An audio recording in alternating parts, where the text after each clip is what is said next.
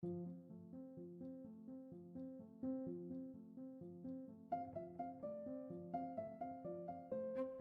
everyone, welcome to That's Peculiar. I'm Nathan. I'm Andra. And Andra has a show for you today, and if you were with us last week, you'll know it's about DB Cooper. Yes. First, we have a fun fact. I still have no idea who that is. Good. Our fun fact is apparently banging your head against the wall for 1 hour burns 150 calories.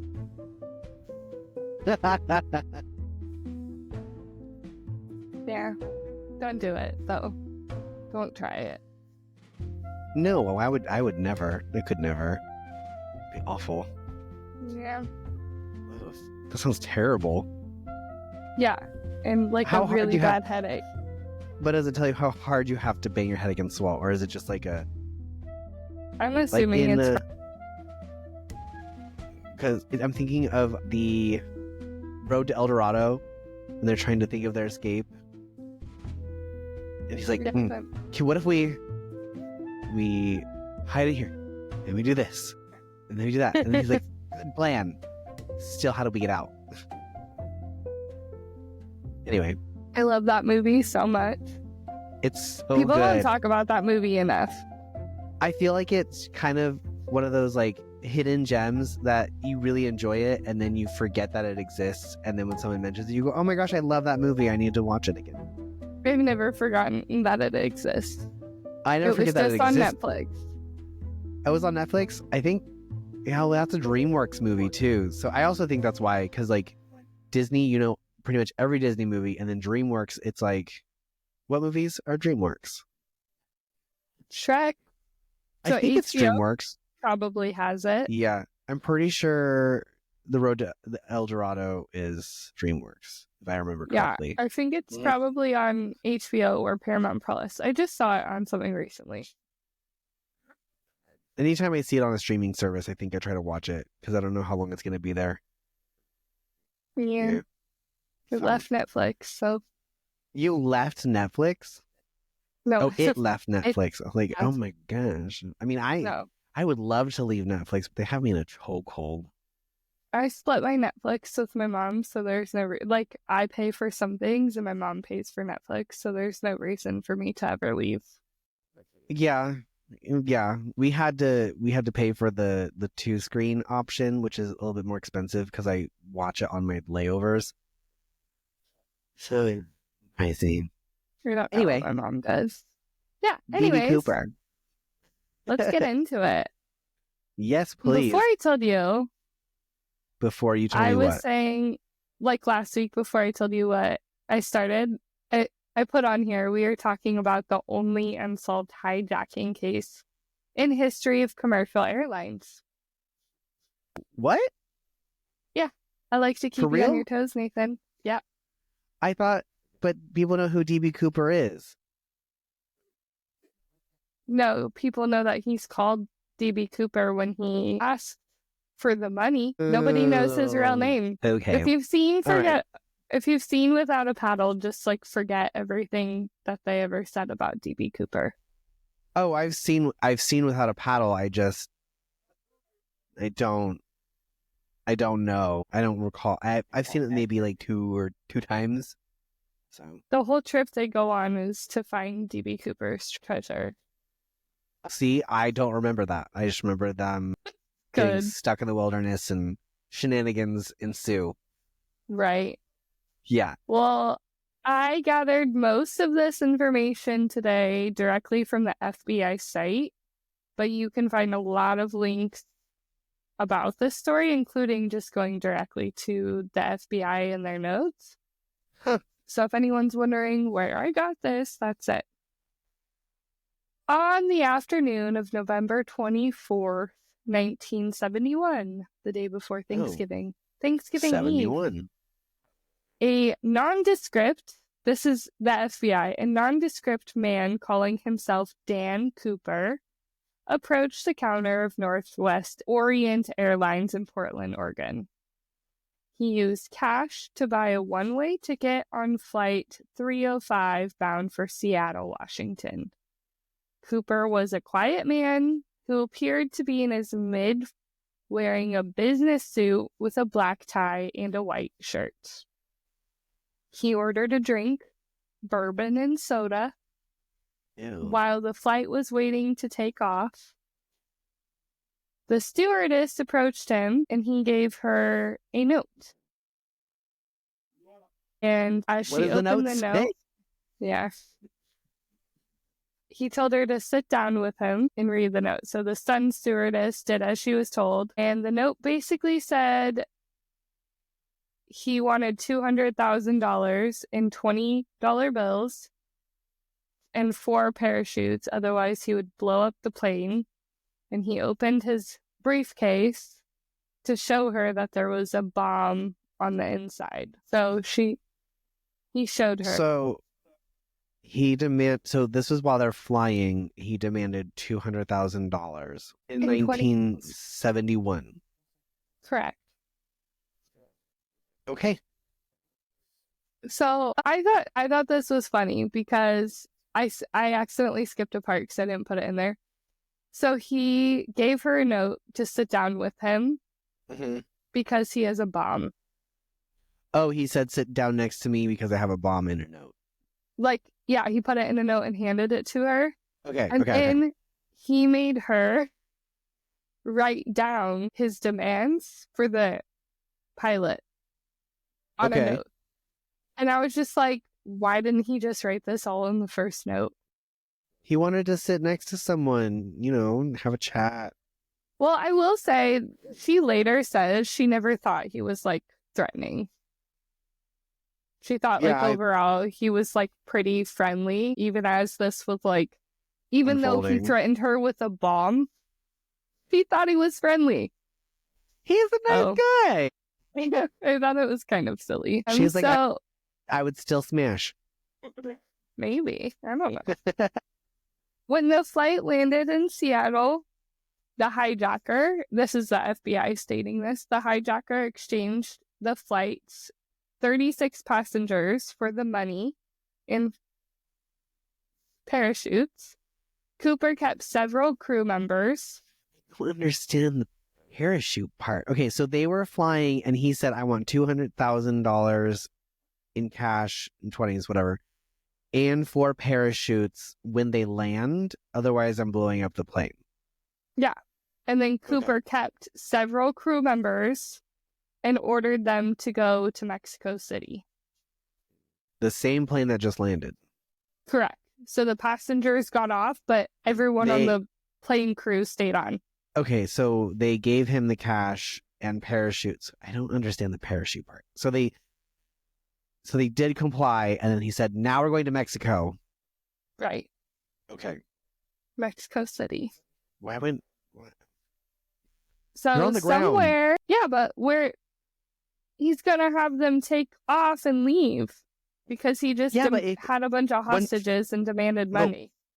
Once you have... What do you think a parachute is for? I'm jumping out of an airplane. But what I'm saying is, if you had a would-be hijacker on the ground and then you had gotten all of the passengers off and it's just a bomb, what is stopping them from just running on the plane and getting him? It's a bomb with all the crew members still on the plane. Okay, continue. What are you telling me? If there is a plane hijacker and you get on the ground? Doing the same exact thing and kept you on the inside, you would want them to set off that bomb? Why would he kill himself? That's kind of where I'm coming from, is why would he actually kill himself? And you got all the passengers are safely off, right? Right. Get him. Yeah, they didn't see it that way. I'm curious also, where were where was the flight crew? Were the pilots still in the flight deck? Because if I was on the plane, and how many flight attendants too? Because if I was on the plane, I would be like, I'm going to hang out in the back galley. There's at least 2 flight attendants and at least 2, like a pilot and the co-pilot. The first officer. They're the ones that have, like, I've seen things that they've said. If there was anyone else on there, I'm not positive.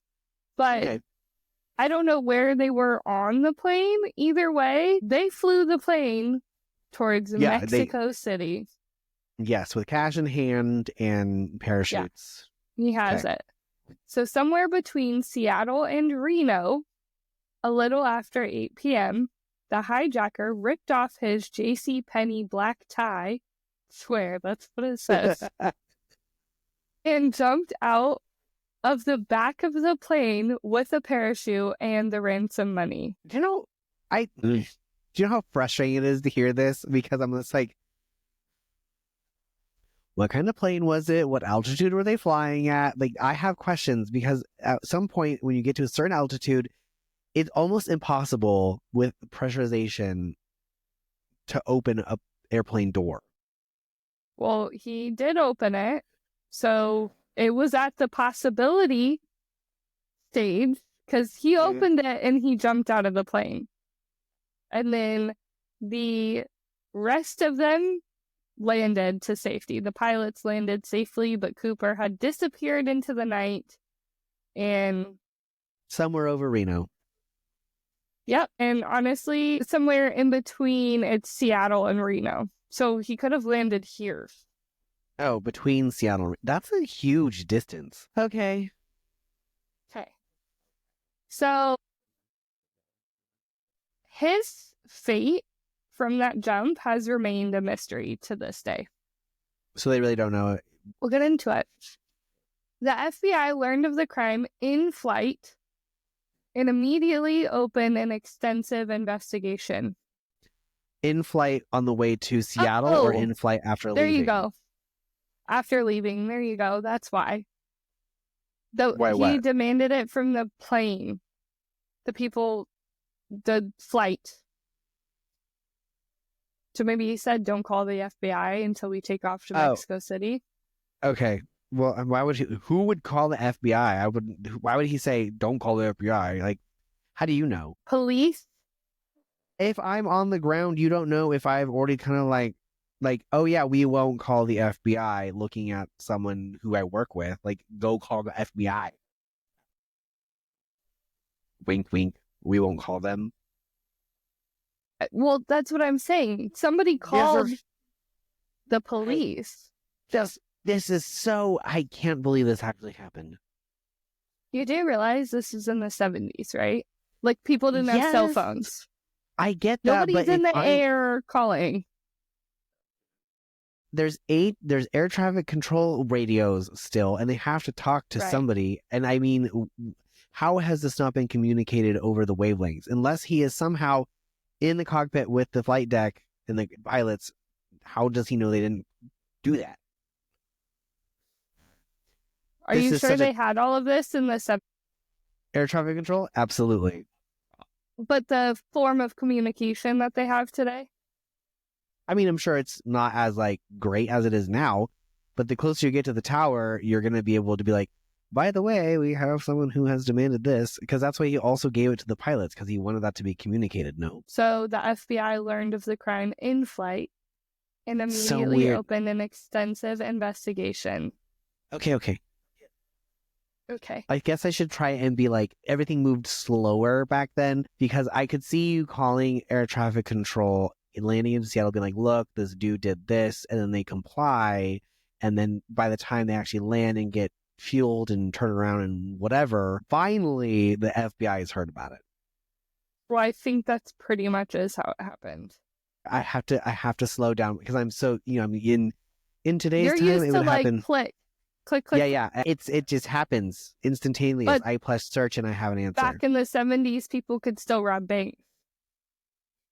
Now the only way you could really rob a bank successfully without killing a bunch of people would be through the internet. Yeah, wire fraud. Mm-hmm. Okay. All right, I accept. Move on. So, quoted from the FBI, calling it NORJAC, this is a quote, calling it NORJAC for Northwest hijacking, We interviewed hundreds of people, tracked leads across from the nation, and scored the aircraft for evidence. Scored in that too. By the 5-year anniversary of the hijacking, we considered more than 800 suspects and eliminated all but 24 from consideration. Oh my God.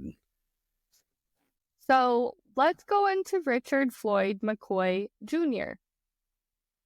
He is still a favorite suspect among many. They tracked down him and arrested him for a similar airplane hijacking, and he escaped by parachute as well. But he was captured less than 5 months after. It's not captured. He did this less than 5 months after Cooper's flight, and then I think we go into like when he was captured. I think it was like a couple weeks after. But McCoy was later ruled out because he didn't match the physical description. Okay, so there was a similar thing that happened just a few months after this particular flight. 5 months after, yep. And we'll go into it in detail. Okay. So he didn't match the physical description according to the FBI that was given by both flight attendants, and they gave almost an exact description. Yeah. So what's interesting to me is I looked up the drawing of D.B. Cooper, and then I looked up McCoy. They didn't look too far off from each other. Okay. I think the biggest thing is I think McCoy has blue eyes and D.B. Cooper has brown. So they actually remembered specifically his eye color. There's been no doubt his eyes were brown. It's brown. It's hard to be like, they could have been hazel, but blue and brown are very different. Yeah. So I'm wondering if that's the only thing that made him. I don't know. I guess McCoy's ears are kind of big too. They like stick out on the side of his head, and that's not how D.B. Cooper was drawn.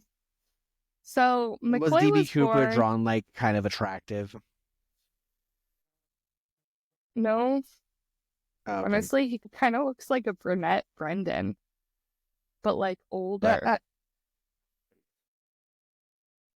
So it's like up to the person. Personal preference? Yes, thanks. But yeah, imagine that older, less of an... Anyways, McCoy was born December 7th, 1942, in the town of Kinston, North Carolina. It's like K-I-N, but naturally I want to say Kingston. To Richard Floyd McCoy Sr. and Myrtle Helen McCoy. They were first cousins and husband and wife and had children. Technically legal. In the 70s? First cousins is legal? I think so. I think first cousins is still illegal even. I don't think so. You should look that up. I can, but I feel like first cousins is one of those like gray area. I think second cousins is a gray area. First cousins is like... I feel like if you're related, it should be no-go.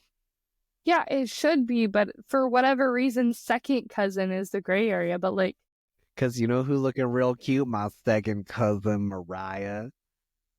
Like, she's your cousin. Yeah. That's... First cousin is worse. Who is your cousin? Because you have your first cousin. Do you have a cousin? So you have your cousin. Uncle's kids. Right. So you have your cousin, which is your uncle's kids, and then it would be like your aunt's. Wait. Ooh, I know how this works. Your first cousin is no matter what, your mom's siblings' kids. Your dad's siblings' kids. No, there's your cousin, and then there's your first cousin. It's no. Yes, your first cousin is not like No, and there's No. cousin, and then yes. No, it's cousin and second cousin. No, there's cousin, and then first cousin, and then second cousin. No. I'm gonna look this up. Continue talking. I think they say first cousin to let people know it's a cousin that's directly correlated to them. I feel like that's not right. Continue talking, though. I've thought that my whole life. You Okay. might be thinking wrong. You might be. I could In be. 1962, McCoy moved. If you're right, I'm going to be disgusted. It's disgusting. Don't do that. In 1962, McCoy moved to Provo, Utah, and enrolled in Brigham Young University, BYU. So much easier. Before dropping out to serve. I know. Oh, first there cousin. was no question in my mind. That's why I was like, that is illegal. That is illegal. You and your first cousin share grandparents, but your second cousins share great grandparents. Exactly. Okay. I told you. Yeah. It's your parents' siblings' kids. Yes, that's okay.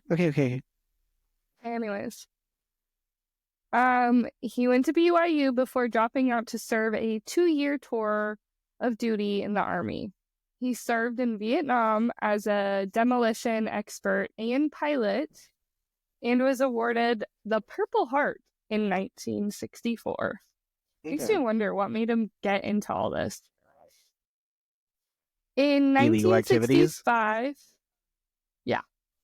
Because just if you continue on with his life, he could have easily, I think, just kept going, although I don't know what his life really was like, because they just talk about like all the great things he did and then all the bad things. In 1965, McCoy returned to BYU, where he met Karen Louise Burns. They married in August 1965 in Raleigh. By 1971, they had 2 children, Shantae and Richard. Shantae McCoy. It's so cute. McCoy served another term in the Army on a condition he could go to Vietnam, where he was awarded both the Army Decoration Medal and Distinguished Flying Cross. Upon returning to Utah, he served as a warrant officer in the Utah National Guard and was an avid skydiver. Like, doesn't that seem cool? Like, I don't know. He had a lot going on. Yeah, that's what I mean. McCoy taught Sunday school, too, and had studied law enforcement at BYU. His dream was to become an FBI agent. I'm curious where his life turned to the negative.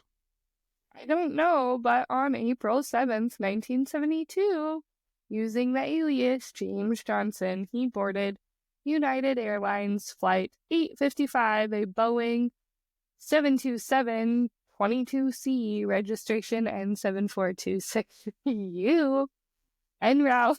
Please give me every detail you have about this flight. Okay, I got that directly from the FBI site. Yeah, go I figured. Check them. Figured. Not this. This is from Wikipedia. I thought you got it on the FBI. No, the FBI skimped on the plane information. Oh, okay. Not my fault. Wikipedia didn't. So en route from Newark, New Jersey to Los Angeles, McCoy boarded the plane, which carried 85 passengers and a crew of 6, including pilot Captain Jerry Hearn, during a stopover. It was 6 crew total? Mm-hmm. They're so lucky. Anyway, continue. I was just, it depends on the plane. You said 727. I really don't know how many people actually fit on that plane. I was just thinking how many flight attendants there were. It says 85 passengers. Yeah, I know, but I'm saying, but I don't know how many seats are on a 727. So I was just thinking, there's 4 flight attendants for only 85 passengers? Wow, that's easy. This seems almost nothing to me, but great. The aircraft was equipped with what are asked stairs? The stair. So aft is the back of the plane, and stairs are stairs that come out of. So like if I open the aft door, there's stairs that come down. Oh, so that's what DB Cooper and this guy used to jump out of the plane. So they went to the aft and then they opened the door that had the stairs. It went wee. Right. So they both knew about the plane. I'll give them that. It's not hard to figure out how to open an aircraft door. They talk about it later. DB Cooper and McCoy. Well, McCoy, it makes sense because he was a pilot. Both of them knew about the aircraft. Like, some people had thought that they might have been pilots. Okay. I mean, Cooper or McCoy was, but yeah, there's speculation on Cooper. We'll go into it. So, but the doors are supposed to be easy to figure out how to open for safety reasons. Right, it's more than that. Okay. We'll get into that. So via McCoy and Cooper escaped with those aft stairs mid-flight by parachute after giving the crew similar instructions as Cooper had. McCoy had obtained $500,000 on cash ransom and carried a hand grenade and a pistol. That's just keep that in mind, okay? Hand grenade and a pistol. Following fingerprint and handwriting matches, McCoy was arrested 2 days after the hijacking.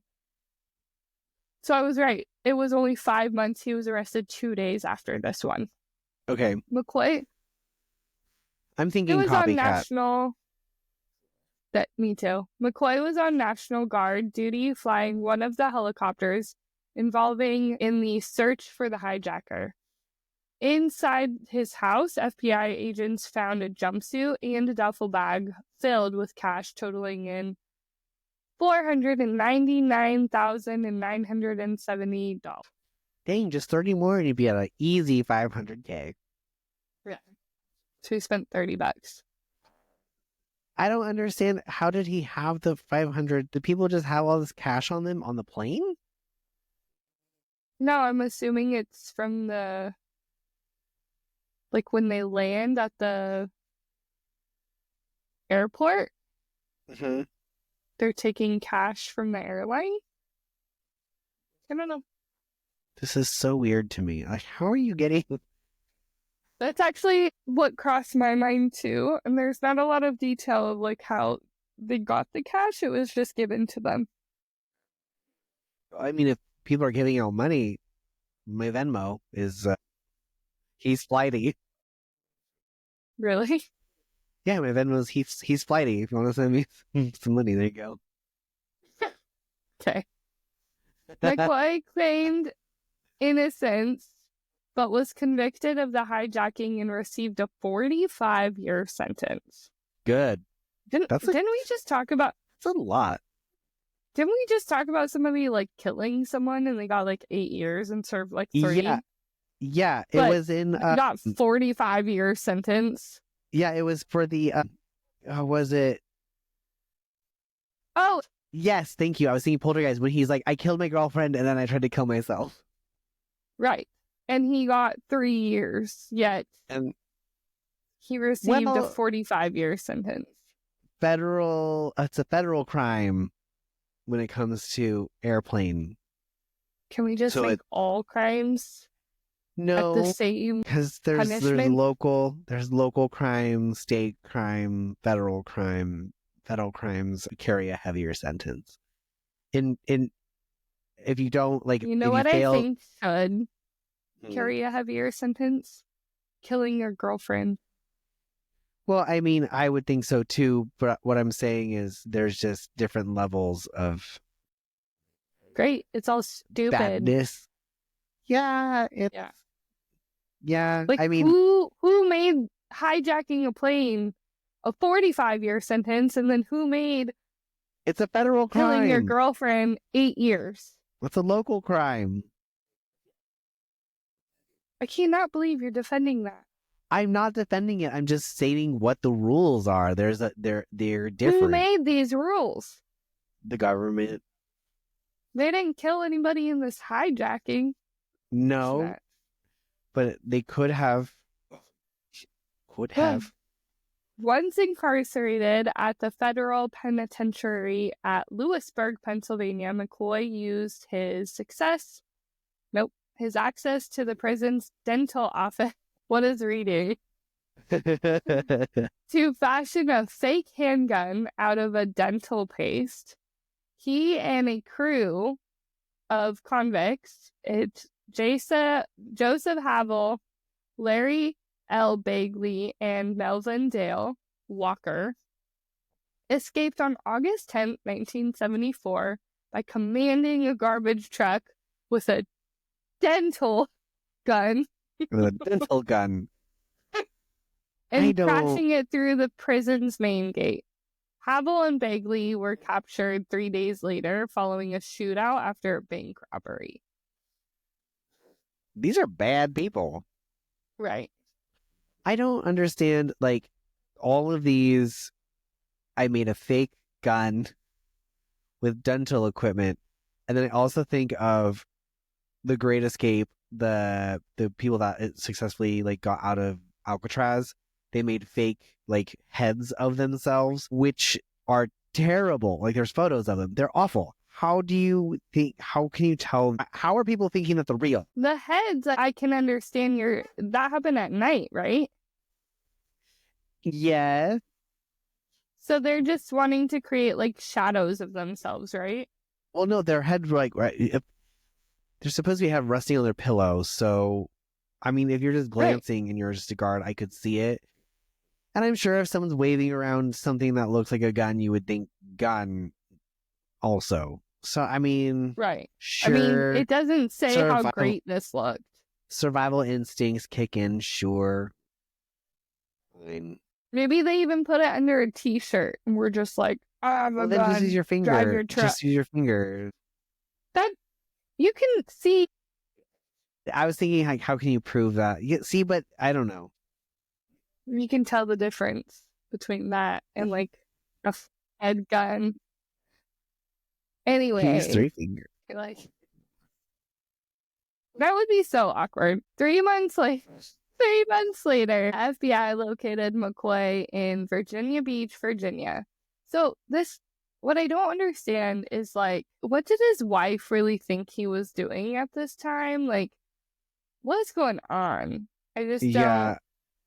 I mean, his BFFs decided to rob a bank and they tried to find him later. Did his wife had to have known he was in prison, right? Like, that he was gone? Yeah, she also is said to have been a part of the hijacking, but we'll get into that. Well, there you go. She was that too. Maybe. News reports stated that on November 9th, 1974, McCoy walked into his home and was met by FBI agents Nick O'Hara, Kevin McPartland, and Gerald Houlihan. He fired at them, and all agents opened fire, killing McCoy. Melvin Dale Walker tried to flee in a getaway car, but was apprehended after a short car chase by FBI agents. Dang. How do you go from receiving a Purple Heart teaching Sunday school to robbing planes and banks and then escaping prison? Doing a shootout? Yeah. Escaping prison and then getting into a shootout? Mental health is very important. 1991 saw the publication of D.B. Cooper, The Real McCoy. This was by Chief Probation Officer Bernie A. Rhodes Jr. and FBI agent Russell P. Talmy. And they're stating McCoy and D.B. Cooper is the same person. But they have different colored eyeballs. Right, and they published this. So after the book's publication, Karen McCoy, the wife, McCoy's widow, filed suit against the authors, the publishers, and the former attorney Thomas S. Taylor. She stated that they misrepresented her involvement in the hijacking, for which McCoy was convicted, and also misrepresented later events from interviews done with Taylor in the 1970s. She sought an injunction against the publication and distribution of the book. I found it interesting that she didn't deny he was DB Cooper. Oh, good point. But you were wrong in my involvement. Yeah, it was about her. But I feel like, how do you pull off such a successful heist going one way, and then all of a sudden now you just have a gun and a grenade, and then you mess up? I don't think it's the same person. I'll tell you. We're getting there, but I don't think. I don't think so either. Continue. During court proceedings, it was revealed that Karen was deeply involved in the hijacking. Her request for an injunction to prohibit further sales of the book was denied. However, an injunction to prohibit the sale of movie rights to the book, conditional upon the movie including references to 4 specific allegations in the book, was granted. So basically 4 allegations got removed if it was ever turned into a movie, but the book was fine. Okay. That's so weird. Documents released. What is also weird to me is she was involved. And they're still like, yeah, sure, injunction instead of like a jail. Yeah. You could go to jail. So documents released in 2020 via the Freedom of Information Act revealed that as late as 2004, the FBI still had not completely cleared McCoy as a Cooper suspect, and were attempting to obtain a DNA sample from McCoy's family discreetly. In a 2024 YouTube video by Dan Grider, McCoy's children said they believed their dad had been DB Cooper and found a parachute in their mother's storage shed, which Grider, so the YouTube guy, claimed matched exact specifications of the parachute used by Cooper. Grider reported that the parachute had been taken by the FBI for investigation, though the FBI have not confirmed this. So, I get this, but DB Cooper's story is huge. Yeah. I'll get into it more. This guy was also a pilot. Like, he could have easily taken a parachute at another point. Like, he was in the Army. Like, who's to say where this parachute came from? Yeah, so and I mean, there could be specific specifications for specific parachutes for whatever reason. How many specifications of a parachute are there? In the 1970s? I don't know. In the 1970s? I just mean it's a parachute. Like, are they that much different? Like, how else could you build a parachute?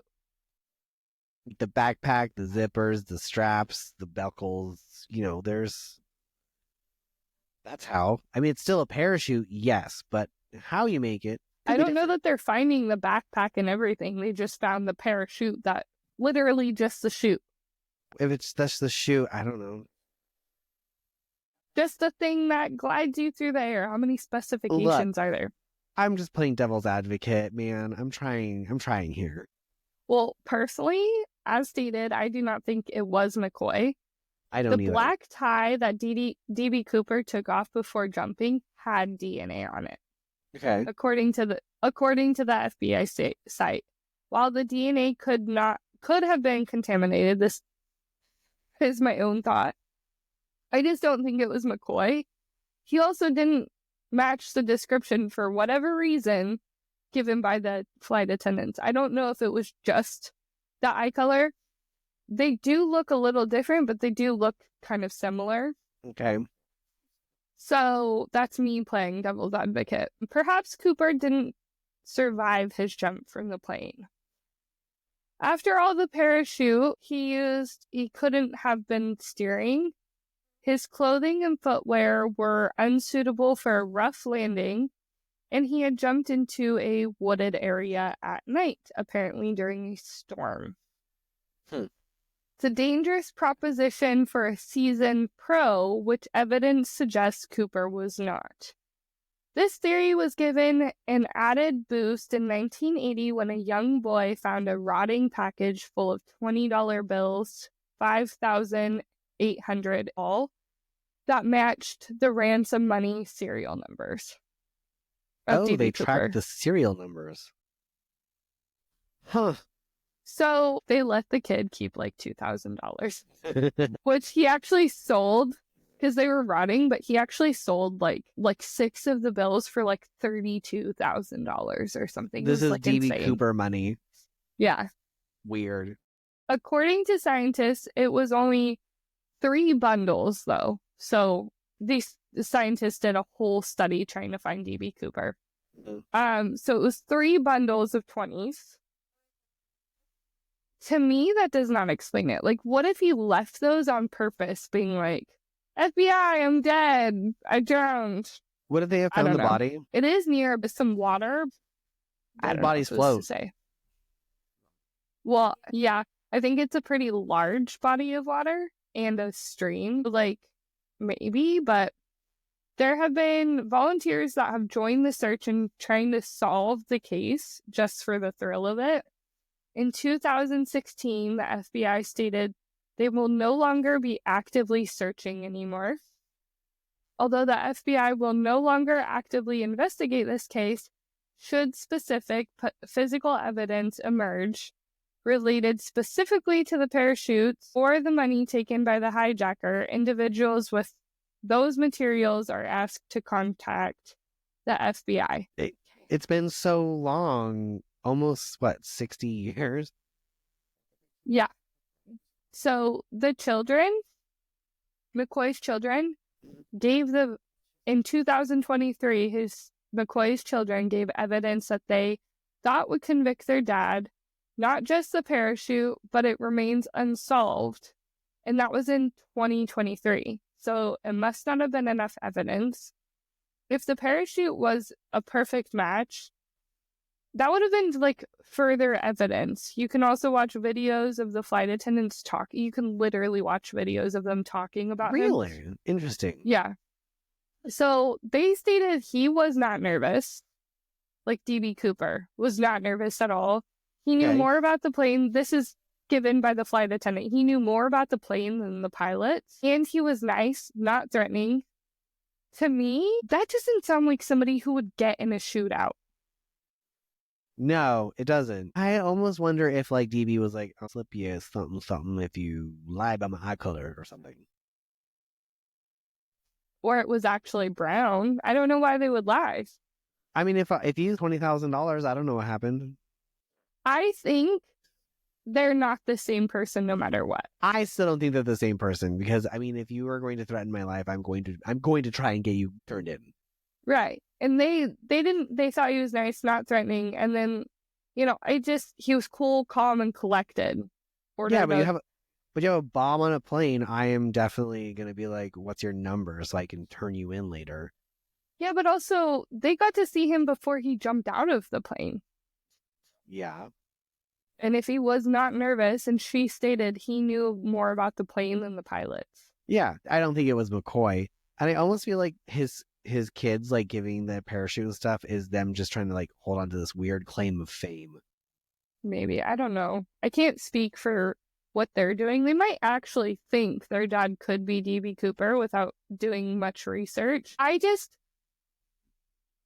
don't know. I feel like this is not an unexperienced jumper. If he knew that much about the plane, I don't know. I just don't agree with the FBI. I think that they're saying he seemed inexperienced, and yeah, maybe he was, but maybe he knew exactly when to jump out of that plane.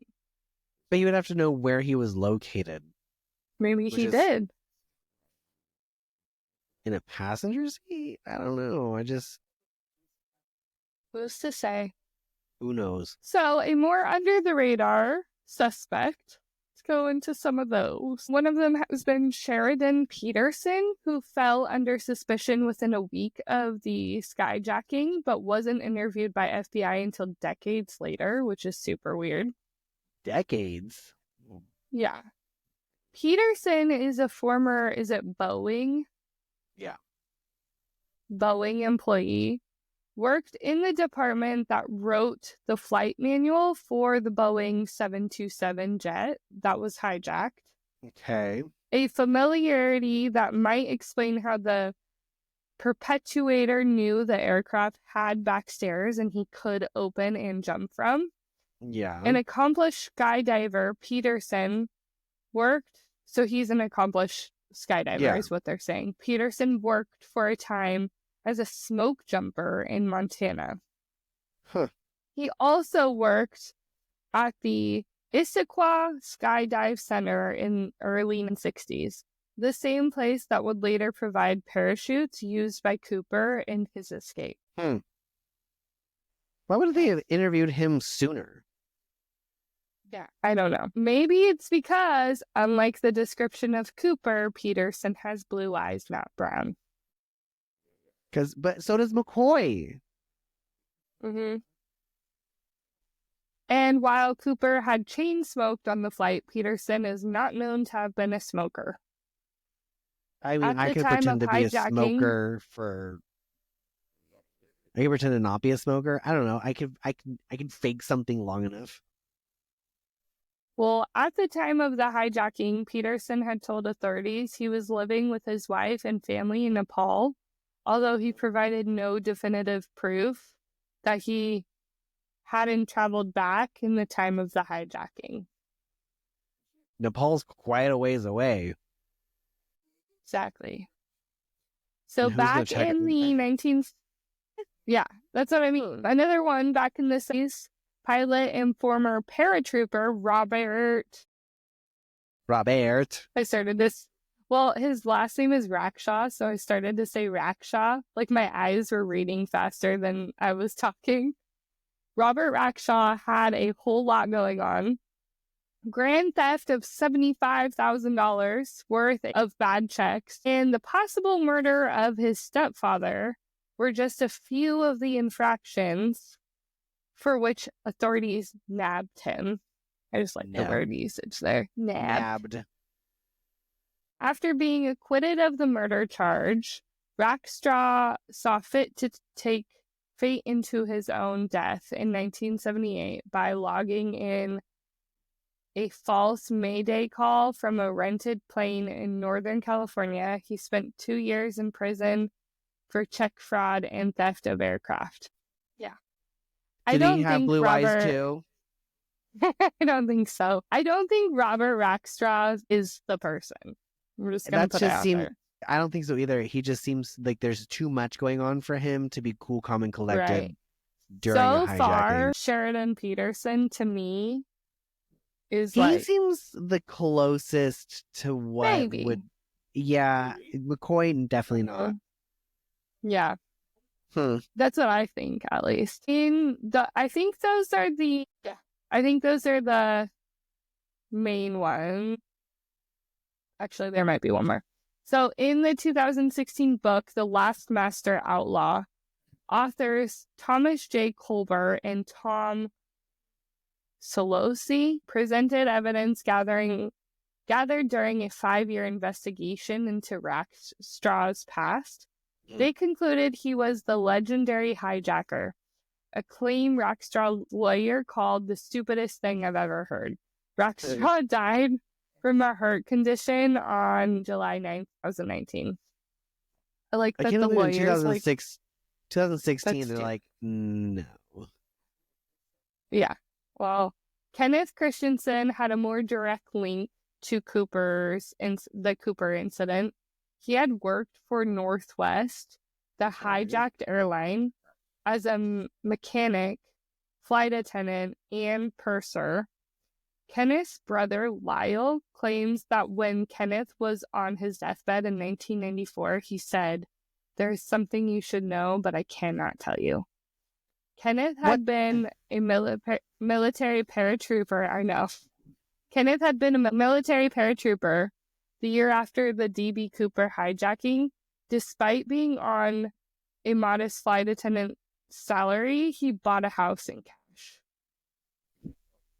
Okay, that's sus.